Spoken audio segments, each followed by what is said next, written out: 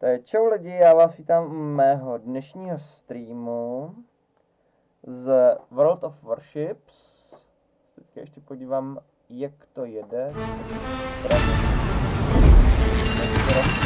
Everything about naval battles and their heroes, both warships and people. Dive in with the first World of Warships podcast.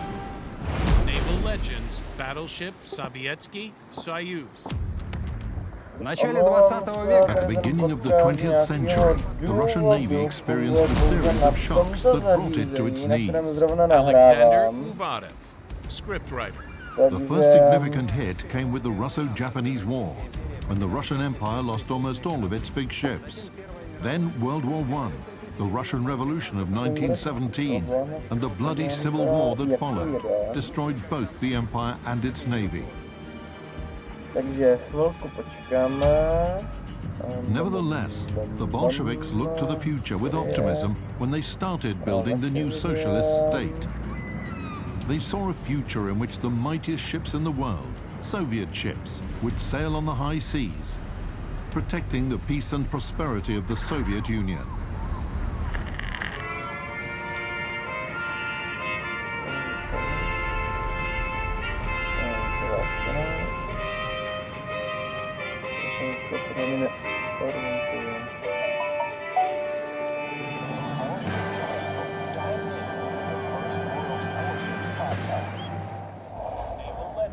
В 27 году, когда прошла In война, 1927, with the threat of war in the past and diplomatic relations with Great Britain broken, it became obvious that the Soviet Union couldn't repel an attack, even if it came from neighboring Poland and Romania.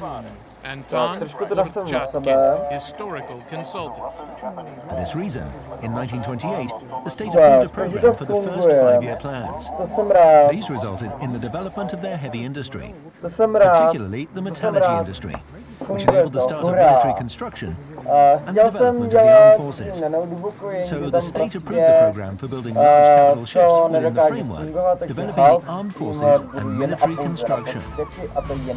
The program of large shipbuilding adopted in 1936 presupposed that in the following 10 years, it would introduce around 530 ships of the primary types into service, with a total displacement of more than 1.3 million tons. Battleships were planned to have comprised half of that tonnage. самое смешное, что The funniest part of this was that not a single great country in the world, out of their potential enemies, considered the Soviet Union Dnes ukážeme novou hračku, kterou as an enemy they would battle at sea.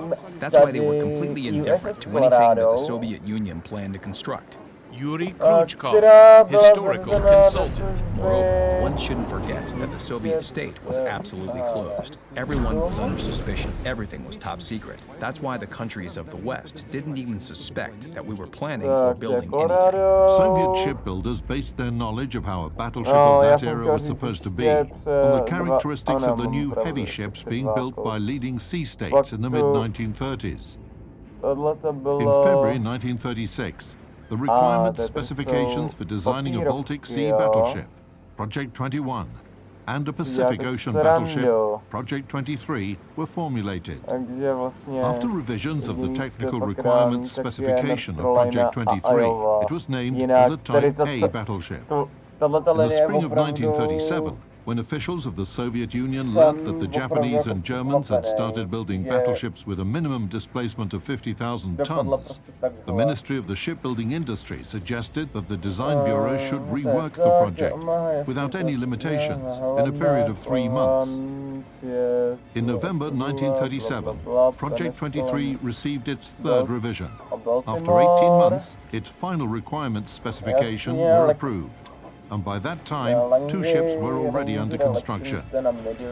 Ships should have been built in series, 4 battleships at a time. The keel of flagship Sovietsky Soyuz was laid down in Leningrad. The hulls of Sovetskaya Rossiya and Sovetskaya Belarusia were laid down in Murtovsk, which is now called Severodvinsk, and another, the hull of Sovetskaya Ukraina in Nikolaev. Performance characteristics of Project 23 battleship, 1939. Length, almost 270 meters. Width, almost 39 meters. Draft, 10.45 meters. Full displacement, 65,150 tons. Armor. Primary armor belt, 375 to 420 millimeters. Total horizontal armor, 230 millimeters. Main battery turrets, 230 to 495 millimeters. Armament. Main battery, 9 406mm B-37 guns in 3 turrets. Secondary battery, 12 152mm B-38 guns in 6 turret mounts. AA battery, 4 twin mounts with 100mm B-54 guns. 8. Je to sedmička, takže tady nějaký 37mm quadruple 46K machine guns. Aircraft armament, 4 Core 2 seaplanes. Main propulsion plant, 6 water tube boilers and 3 main geared turbine units. Full power, 231,000 HP. Maximum speed, 28 knots. Travel distance, 7,200 miles at a speed of 14 knots. According to the shipbuilding program of 1938 to 1945, approved by the USSR Committee of Defense, the following number of ships were planned for introduction into service. 6 battleships for the Pacific Ocean Fleet, 4 for the Baltic Sea Fleet, 3 for the Black Sea Fleet, and 2 for the Northern Fleet. What does it mean to build 15 battleships? Can you imagine the required industrial base? These battleships required special factories to produce their ammunition, artillery mounts, machinery, and so on. The entire economy of the country.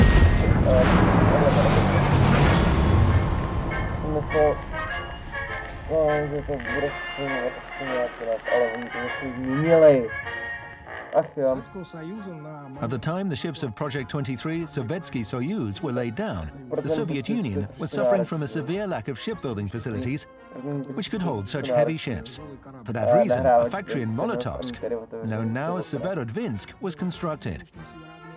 It had 2 roof dockyards, which were used for constructing ship hulls all year round. It allowed the construction of ships in the severe North climatic weather conditions all year round. The weather conditions had no effect on production. Quite a desirable novelty in the world shipbuilding industry. The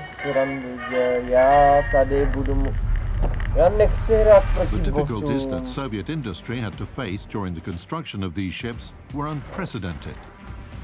Delays in supplying steel for hulls to the shipyards, difficulties in producing armor at the required quality and volume, and most importantly, a lack of skilled specialists. Pre-revolution experience in designing and building large ships was partially lost or obsolete. And as a result, the young Soviet school of shipbuilders had to catch up on the trends of the time, fast. Imagine you're an automobile engineer. You're called to Moscow and then told, today you'll be building not cars, but tanks T-80 or T-90. How would you respond? Perhaps you'd say, but I've never built anything like that. And they might respond, does that mean that you can't build a tank? Are you an enemy of the Soviet Union? A German spy? Now you've been brainwashed. It's neither bad nor good. It's just a fact. Plus, you're a member of the Communist Party. You're a patriot, and you almost certainly don't want to be executed by firing squad. All of those things in combination forced people to work steadily. This battle starts. Soviet engineers of the 1930s, 40s, and even 50s. They were working 12 to 16 hours a day. That was a particular stubbornness style. Boss worked until 8 or 9 o'clock in the evening, and all of their subordinates did the same. What does it mean that you want to go home? Your boss is working. Your boss is thinking about how to build a battleship Sovietsky Soyuz. Aren't you thinking about that as well? Yes, you are thinking about that as well. The authorities of the country and their armed forces were inspired by the successes of their industrialization, aviation industry, and tank building industry. They were excited about the shipbuilders, who never stopped refining and upgrading their project.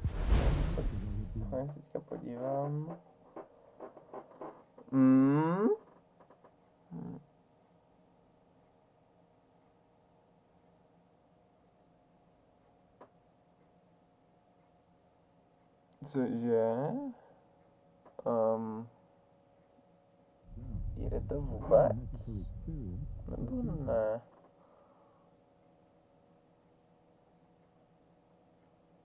Jasně.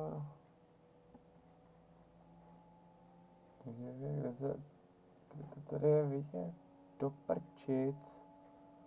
Tohle jako opravdu... Nemám to rád. Tohle to nemám... A on to je jenom je... Oni to byli dva lidi, tady to je jenom jeden člověk. Ach jo. Aspoň pro něj to budem... Jdem aspoň pro něj. No, required more extensive experiments and theoretical research, which couldn't be always accounted for in the approved terms of the construction program. Everything was in a mess. Specialists, organization, etc. They had no idea how to put all of that together. The structure of the enemy force detected. When engineers began laying down the key, they were still working out what kind of battleship should be. Once again, didn't have an assembly line for battleships. Technology went too far forward, and the Soviet engineers needed to build completely different ships. Obviously, that introduced things in the general understanding of how ships should have looked.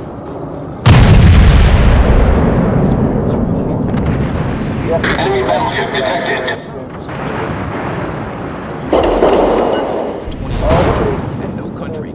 Anything in total isolation and without help. Needed to research the battleships of foreign countries, starting with their potential enemies, caliber, speed, armor. The funny part was that all of this data was... Enemy cruiser detected.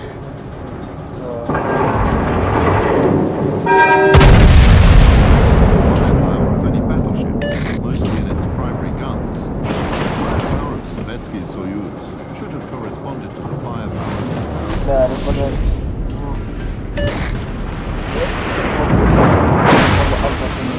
naval artillery guns at a caliber of 406mm. The project for a 406mm gun had been in development. Concentrate fire on the designated target. Before the Russian Revolution of 1917. Soviet engineers returned. But there was a huge abyss between theoretical... Torpedoes to starboard. A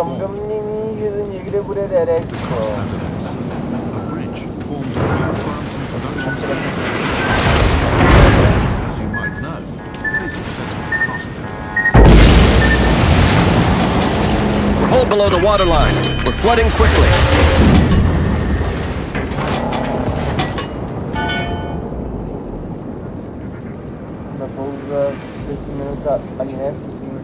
In 1940, the MP-10 test mount was installed at Enemy battleship detected. range in Leningrad for testing gun beams.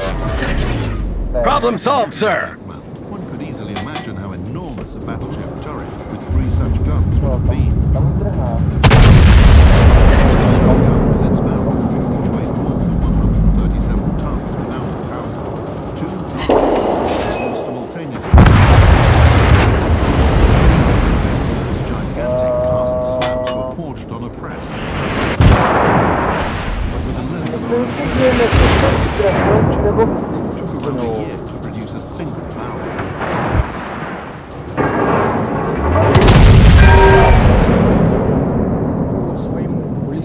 In terms of being a ballistic solution, Enemy heavily damaged. it's inferior of Yamato gun, but the latter has a larger caliber, and the US-made MK7 gun.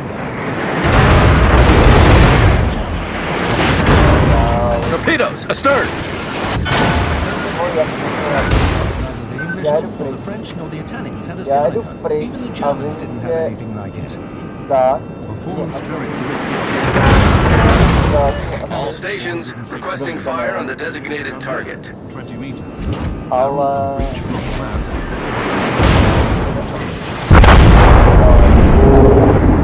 Ani neotočím.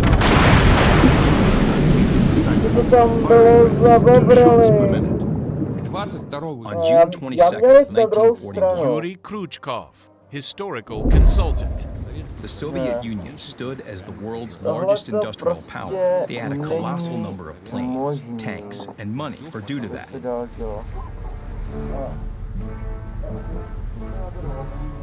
But as soon as World War II started, all of their forces were destroyed on the western border.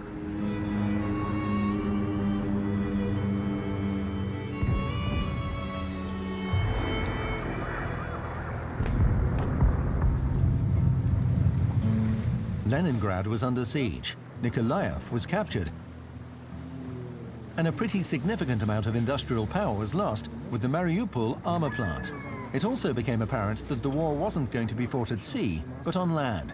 So all of their forces and supplies were concentrated on provisioning the land front. Thus, the battleship construction program was halted.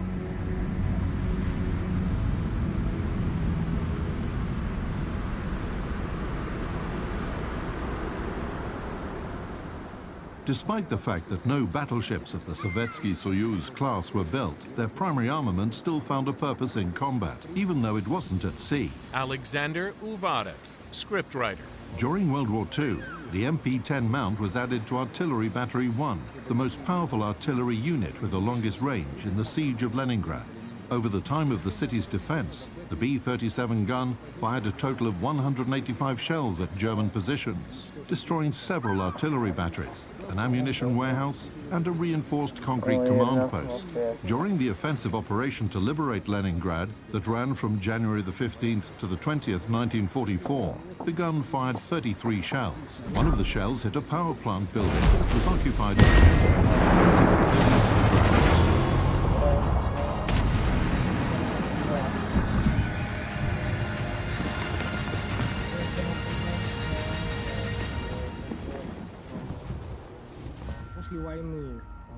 After the war, the Soviet authorities considered finalizing the construction of Sovietsky Soyuz's hull, but came to the realization that the ship didn't correspond to the post-war reality, primarily because of its AA defenses, but also because of its secondary armament. In addition to that, quite a peculiar thing happened. It was revealed that foreign spies had acquired data about the primary characteristics of the battleship.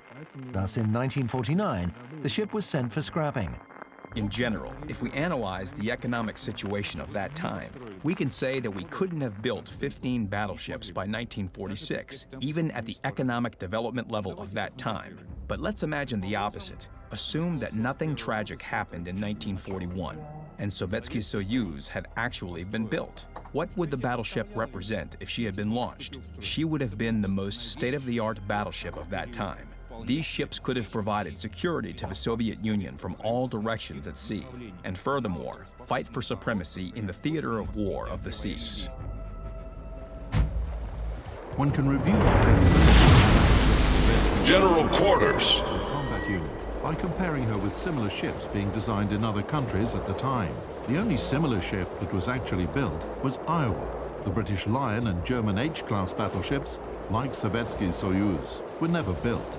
With respect to her size and displacement, Sovietsky Soyuz was larger than the British Lion and was comparable with US and German battleships. However, she had much better armor than other And fair battleships. seas. Regarding her primary armor, Much obliged.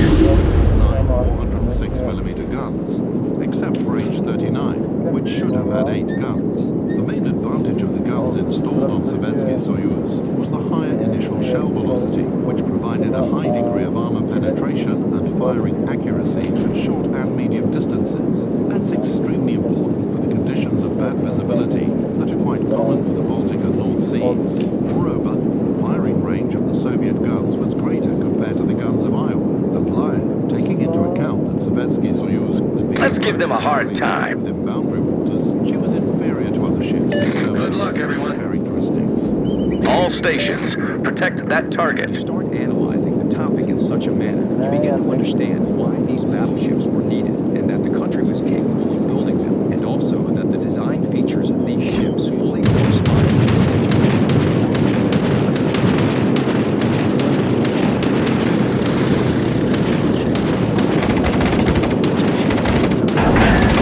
Torpedoes to port.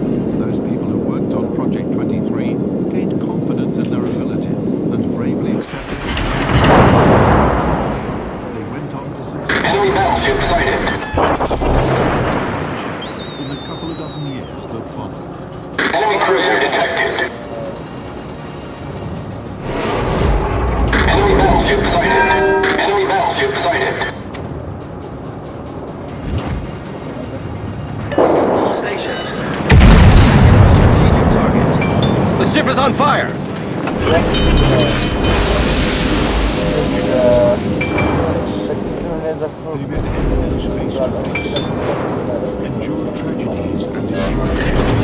Problem solved, sir! Torpedoes, dead ahead! Torpedoes to starboard!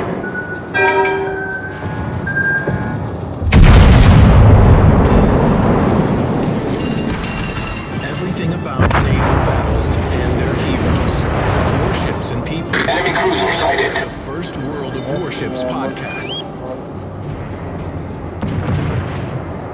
Naval legends. Aurora, Fortune's favorite. The ship is on fire! At the beginning of autumn 2019, of the ship's history. There wasn't anything special about her. Aurora was an ordinary cruiser of the time. Today, few remember the names of the other two ships of this class, while the story of Aurora is Spotter returning to ship. Those events and lucky circumstances that allowed her to survive and be preserved as she is now. Серия крейсеров. Diana, Colorado, and Aurora became unique. Yuri Khrushchev, historical consultant. Почему? Потому что... Why? Because it was the first Russian-built class. All three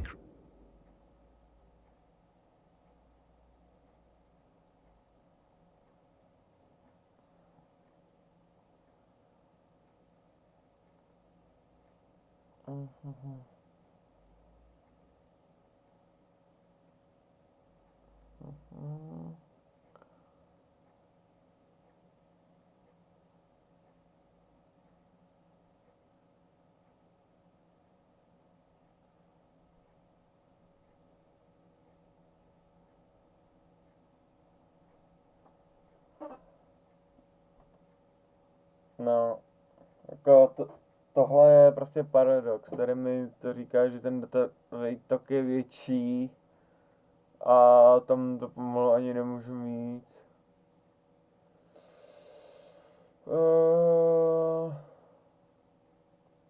Ne, nechce.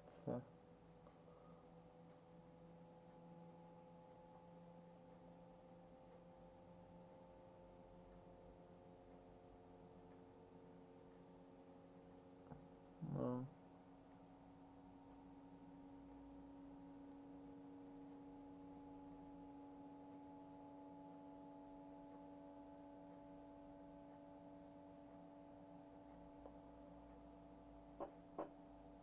Do pytle.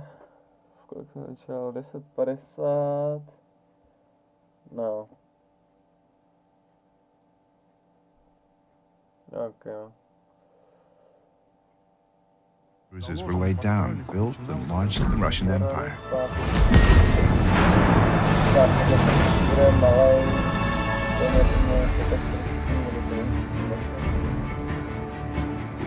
At that time, it was more profitable for Russia to order ships abroad. Domestic shipyards required more time to complete the construction, and the cost was sometimes even higher than in Great Britain.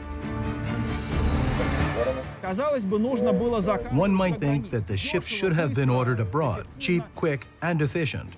Kirill Nazarenko, Doctor of Science, History, Associate Professor, St. Petersburg.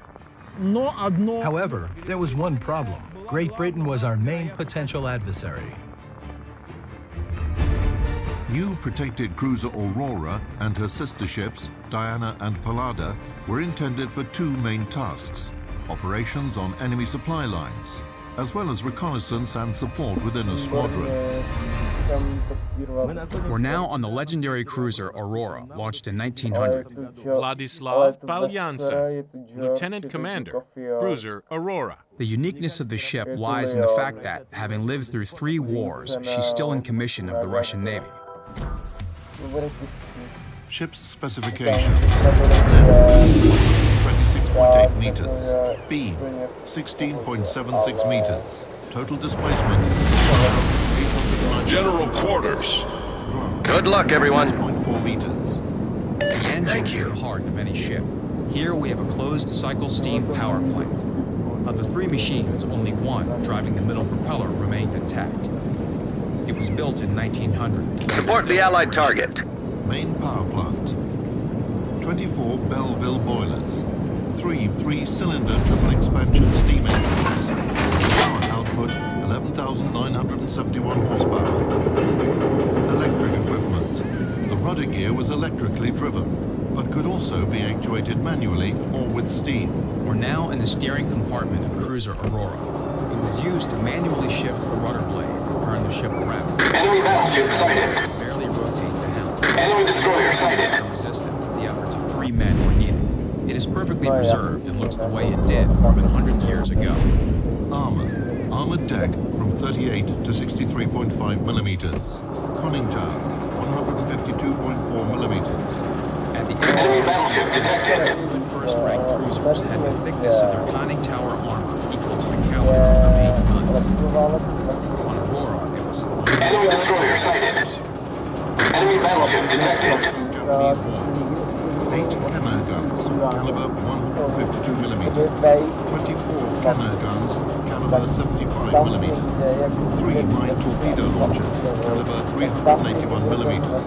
Initially, the main armament of the ship consisted of 8 Cannae guns with caliber of 152 millimeters on the upper deck. Additionally, 24 guns with a caliber of 75 millimeters were installed on the gun deck. For the cruise to the far east, optical sights were mounted on... Enemy cruiser sighted. Enemy battleship detected. 25 millimeters. Maximum speed. Enemy cruiser sighted. Cruising range 4,000 nautical miles and 10 knots. However, the construction of cruiser Aurora took 6 years. Yuri Kruchkov, historical consultant. Quite a long period of time, one might say. But this is understandable. The industry in Russia was not as developed as some of Great Britain.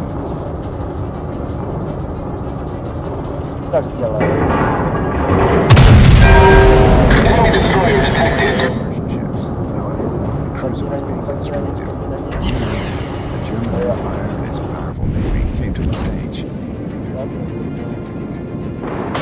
addition, another geopolitical task arose, the military buildup of Japan and the development of its navy. This was the third geopolitical task. There were only 3 ships in construction. To cover all these tasks, using only 3 ships was a challenge. That's why in German construction, the cruise's purpose and classification changed from time to time. Shortly after the commissioning trials in 1903, Aurora headed to the Pacific Ocean, accompanied by other ships in order to provide enforcement for the 1st Pacific Squadron of the Russian Empire. During that cruise, the Russo-Japanese War that had commenced recently. Starting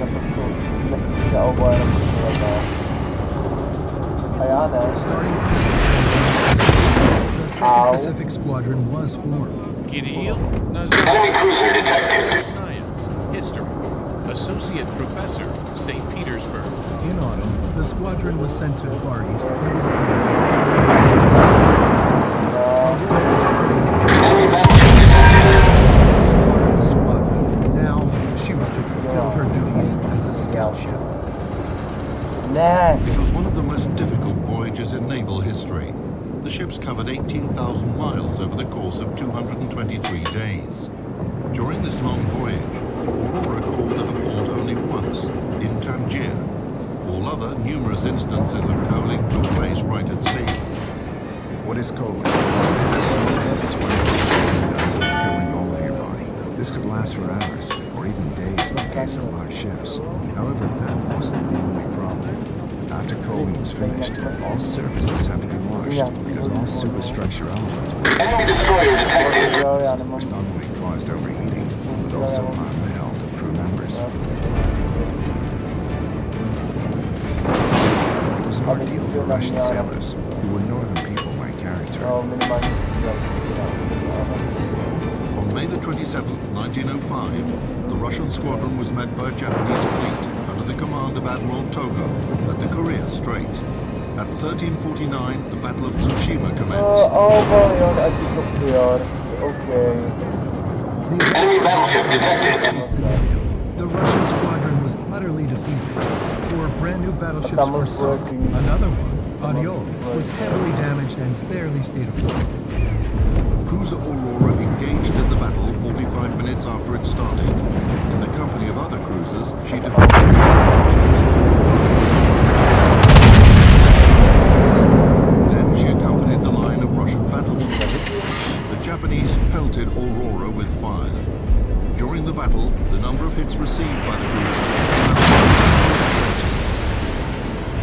20. During the Battle of Tsushima, the ship fired about 2,000 shots and received 18 hits. Vladislav Balyansa, Lieutenant Commander, Aurora. Shells hit the smokestacks. They were riddled with small fragments. The first smokestack was hit by 2 shells, 43 square feet. Most shells hit the forward part of the ship. The biggest breach on the gun deck was about 21 square feet.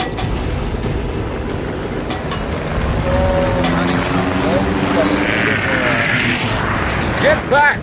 To the exploding ship, tower. People were injured. The ship commander. All stations requesting fire on the designated target.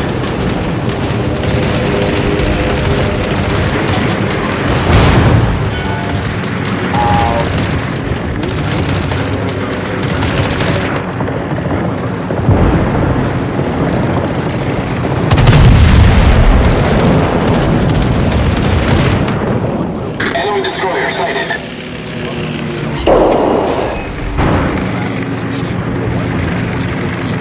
Concentrate fire on the designated target. It's 200 degrees Fahrenheit.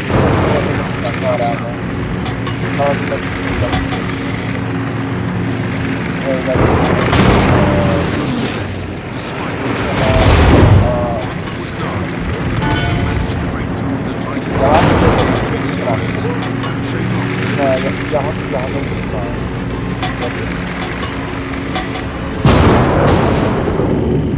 In that situation, the commander of the cruiser squadron made the absolutely correct decision by returning to in case it saved the ships for Russia. Named after the goddess of the dawn and starry sky, the cruiser was fortunate from the very beginning to be among the 10 surviving ships and return home after the battle. Doesn't that prove that Aurora was born under a lucky star? The ship is on fire!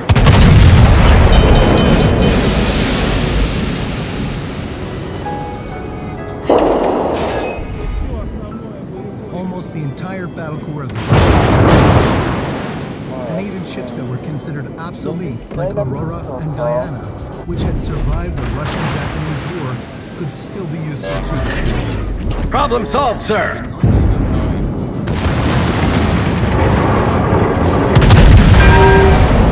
Status. Enemy battleship sighted. Target penetrated. As part of the second mission was to not let the Imperial enter St. Petersburg. So, laying the minefield of the Gulf of Finland was a priority task. The forces charged to neutralize minefields and submarine destroyers. So Aurora fulfilled those tasks with her.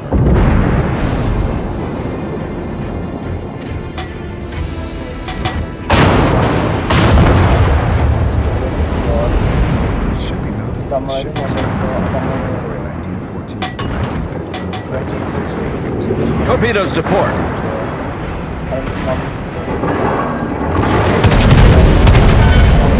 Completely replaced.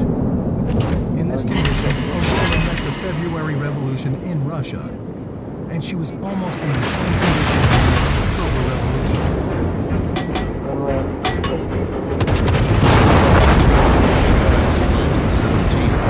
The sailors of the Baltic Fleet, in particular, played an almost decisive role in Bolsheviks' victory.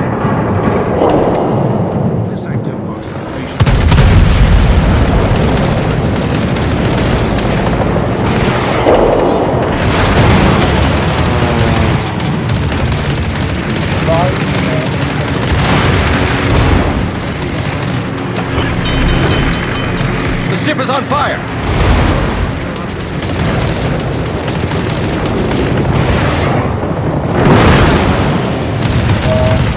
Attention, defending the base is our primary objective. Naval officers were mostly from nobility. Vladislav Balyanov.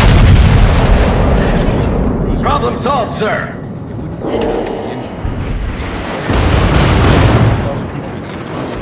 The ship is on fire!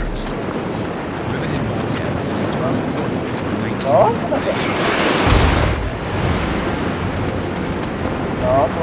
By 1917, there was a rift between the officers and the rank and file. The Bolsheviks used this for their own benefit. The sailor serving on the ship was a peasant who to a new environment. The folks up top remained the same. The nobility, the officer corps. All forces, protect the base.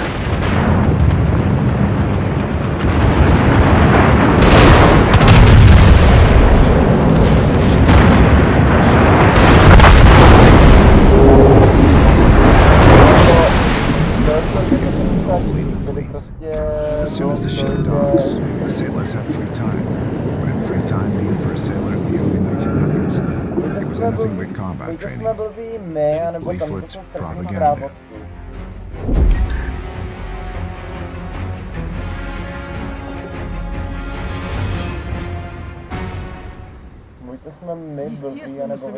Aurora was anchored near a factory wall where there were plenty of workers, so it was natural for the crew to get involved in the revolutionary movement.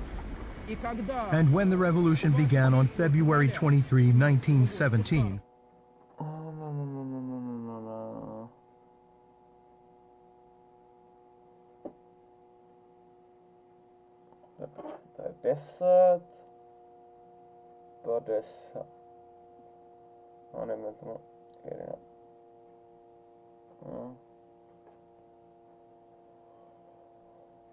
Tak jo, já jsem rád, že jste tu byli, nebo minimálně ten člověk, který tu je vidět, že tu byl celou dobu, což nevím, jestli počítá mě.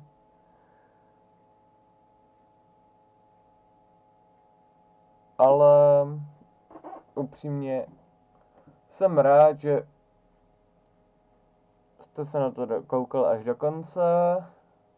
Doufám, že další streamy se vám budou líbit. Uvidím, možná ještě odpoledne bude čas na to, abych natočil video nebo opět streamoval.